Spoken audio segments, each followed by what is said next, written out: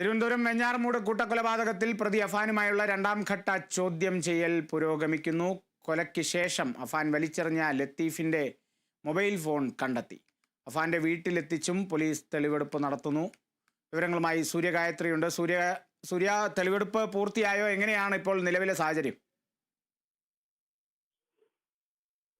കാളിദാസ് വെഞ്ഞാറമൂട് കൂട്ടക്കൊല കേസിലെ പ്രതി അഫാനുമായുള്ള രണ്ടാം ഘട്ട തെളിവെടുപ്പാണ് പോലീസ് ഇന്നിപ്പോൾ നടത്തുന്നത്. പിതൃ സഹോദരൻ ലത്തീഫിനെയും ഭാര്യയെയും കൊലപ്പെടുത്തിയ കേസിൽ ചുള്ളാളത്തുള്ള വീട്ടിൽ വെച്ചാണ് തെളിവെടുപ്പ് നടത്തിയത്. ലത്തീഫിന്റെ മൊബൈൽ ഫോണും അതുപോലെ തന്നെ അലമാരയുടെ താക്കോലും തെളിവെടുപ്പിൽ കണ്ടെത്തിയിട്ടുണ്ട്. ഈ ലത്തീഫിന്റെ വീട്ടിൽ 20 മിനിറ്റാണ് തെളിവെടുപ്പ് നടന്നത്. സോഫയിൽ ഇരുന്ന ലത്തീഫിനെയാണ് അഫാൻ ആദ്യം കൊലപ്പെടുത്തിയത് എന്നതാണ്. അതിനുശേഷം ലത്തീഫിന്റെ കരച്ചിൽ കേട്ട് അടുക്കളയിൽ നിന്ന് എത്തിയ ഭാര്യയെയും അഫാൻ തലക്കടിച്ച് വീഴ്ത്തുകയായിരുന്നു.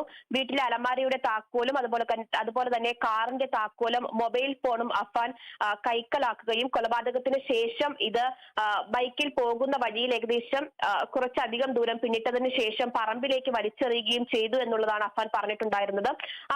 പറഞ്ഞത് പ്രകാരം ആ സ്ഥലത്ത് അഫാനെ എത്തിച്ച് തെരച്ചിൽ നടത്തിയാണ് ഈ താക്കോലും ഫോണും ഉൾപ്പെടെ പോലീസ് കണ്ടെത്തിയിരിക്കുന്നത്. ലത്തീഫിനെയും ഭാര്യയും കൊലപ്പെടുത്തിയ ശേഷം അഫാൻ പിന്നീട് സ്വന്തം വീട്ടിലെത്തുകയും പെൺസുഹൃത്ത് ആയിട്ടുള്ള ഫർസാനെയും അനിയനെയും കൊലപ്പെടുത്തുകയുമായിരുന്നു ചെയ്തത്. താൻ കൊലപാതകങ്ങൾ ചെയ്തുവെന്ന് ഫർസാനയോട് വെളിപ്പെടുത്തിയിരുന്നെന്നും തുടർന്നാണ് ഫർസാനെ കൊലപ്പെടുത്തിയതെന്നും അഫാൻ നേരത്തെ പോലീസിന് മൊഴി നൽകിയിട്ടുണ്ട്.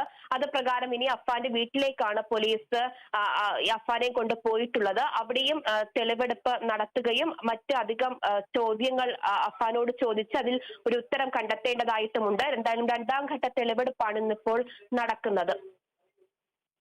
തീർച്ചയായും സൂര്യ, രണ്ടാം ഘട്ട തെളിവെടുപ്പ് പുരോഗമിക്കുകയാണ്. കൊലയ്ക്ക് ശേഷം അഫാൻ വലിച്ചെറിഞ്ഞ ലത്തീഫിന്റെ മൊബൈൽ ഫോൺ അടക്കം കണ്ടെത്തിയിരിക്കുന്നു. അഫാന്റെ വീട്ടിലെത്തിച്ചും പോലീസ് തെളിവെടുപ്പ് നടത്തുകയാണ്. വലിയ രീതിയിൽ വിവാദമായ അല്ലെങ്കിൽ വലിയ രീതിയിൽ ചർച്ചയായ ഒരു സംഭവം കൂടിയാണ്. ഇനി എത്തരത്തിലാണ് പോലീസ് ഉദ്യോഗസ്ഥരുടെ നീക്കം?